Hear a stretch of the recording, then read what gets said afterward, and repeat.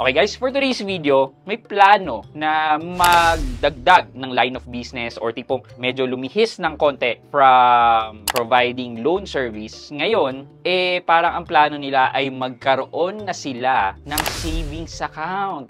Sino ba to? Well, ito si Atome. Kung di pa kayo aware, meron ng bagong option sa ating Atome dashboard na nakalagay savings. So, ano ibig sabihin na itong savings na to? Para saan to? So, samahan niyo ako, pag-usapan natin yan.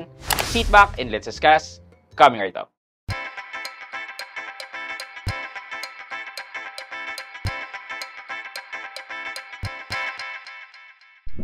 Hi guys, this is Pat and you're in Pat Quintos Review TV.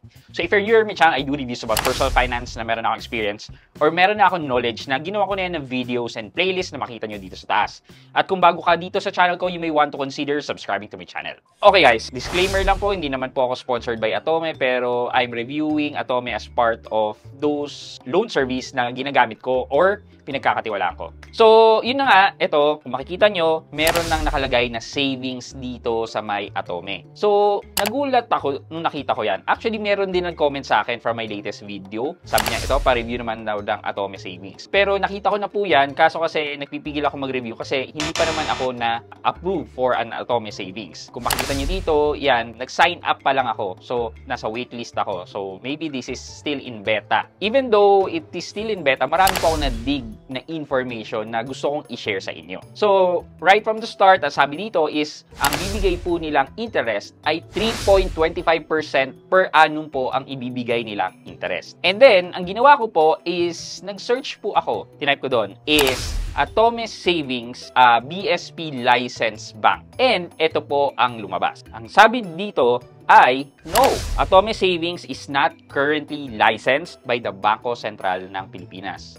Hindi naman pala license, bakit nag-o-offer sila nito? Yun na nga, tuloy natin to. While Atome is a legitimate and regulated entity in the Philippines operating as a financing company registered with the SEC, it is not a bank or a digital bank supervised by BSP. Atome focuses on providing a buy now, pay later services which are regulated differently than traditional banking service. Okay, so yun naman pala hindi naman pala sila registered by BSP na maging bangko. Bakit sila mag-o-offer ng savings? Ito na nga. Parang, ano to, loophole? Hindi ko rin alam Pero check natin yung mga na-check kong information. But before we go to that, check muna natin yung website ni Atome. Nag-update na rin kasi. Okay, ito yung Atome. Kung makikita nyo, ayan, Atome Card, Atome Cash. Wala dito sa homepage nila yung Atome Savings. Pero pag click natin itong tatlong lines, our services, meron ng Atome Savings. And click natin yan, ito, Atome Savings. Make every peso count the easy way.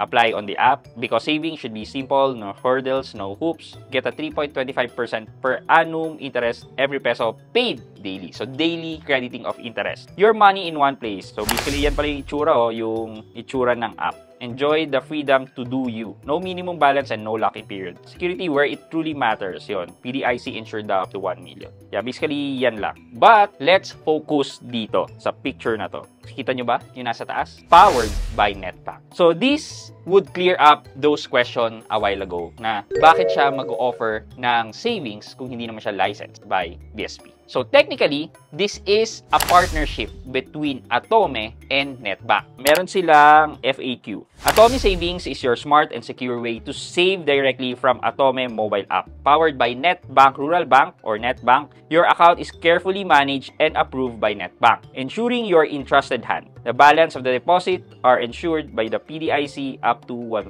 pesos per depositor. So basically, si Netbank po ang bangko kung saan tayo nagbabank. May tawag dito yung tinatawag nilang white label partnership. Parang nire-rebrand, ganon. So, kunyari, nag-import ka sa China, then may partnership kayo, yung product na yon ire-rebrand mo dito sa Pilipinas. Kunyari, nakalagay doon is China Apple. Pag dinala mo yun dito, magiging Philippine Apple. Parang ganon. So, pinapalitan lang ng label. Pero sila pa rin talaga yung producer ng product. In this case, si Netbank naman talaga ang bangko. Sila yung entity. Sa kanila talaga tayo nagbabangko. Ginagamit lang natin si Atome, pinapadaan natin kay Atome, parang service na rin ni Atome. Siguro example na lang din dito is with GCash. GCash meron siyang savings, di ba? nilagay niya yung mga banks na yon under sa GSave dito kay GCash. However, in GCash's case naman, hindi pinalitan yung pangalan, hindi nagre-brand. Kung sino yung mga partner banks na yon, pinasok lang ni GCash dito sa kanyang GCash app. So parang ganun din naman kay Atome, pinasok ni Atome si Netbank sa kanyang app. However, yun lang, di ko sure kung may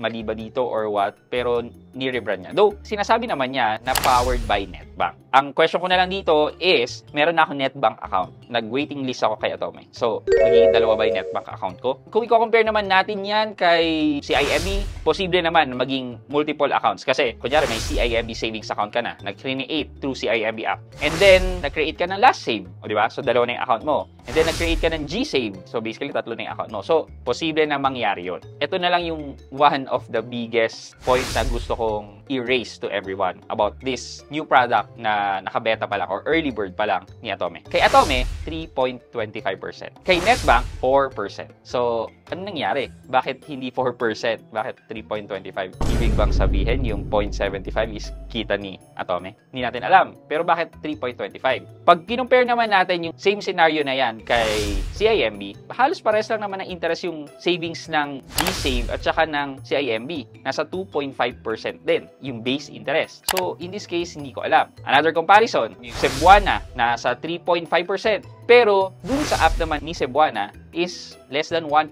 ang interest. Dito, tinaasan ni Cebuana yung interest niya sa GCash. While ito naman, kay Atome, bumaba. Hindi ko alam bakit. So, we'll get more information about it soon once na-approve na yung account. Other information such as minimum account balance, tapos crediting of interest, etc. etc. Eh, nasabi naman na natin kanina, there are other few more information dito sa kanilang FAQ, but it is related dun sa account management, tipong paano ba mag-deposit, so on and so forth. So, you can check this FAQ ng Atome Savings sa kanilang website. So, if you ask me right now, okay ba si Atome Savings? Well, for me, dun ako sa mas sulit. Kung mag-Atome na rin lang kayo na 3.25%, eh why not use Netbank na 4%? Or even 4% from Cbank. Ang pinagkaibahan lang nila ni Netbank at saka ni Cbank, eh si Cbank ay cap at 400,000 yung kanyang 4%. While Netbank is, I'm pretty much sure, walang cap. Though, walang stated sa website nila kung may cap. Kung wala naman sinabi niya 4%, edi 4% hanggang magkano, di ba? Though, sa mga naka-Netbank dyan, correct me if I'm wrong, please comment down below. Yun, so, kung pipili na rin lang kayo, edi Netbank na lang. Or, kung anong mas okay, Netbank or Cbank, though parehas silang may free bank transfer, siguro sa interest lang yung magkakatalo. Kung meron kayong pera mas mataas, mas malaki, mas more than 1 million, edi parang mas okay si Netbank versus kay Cbank.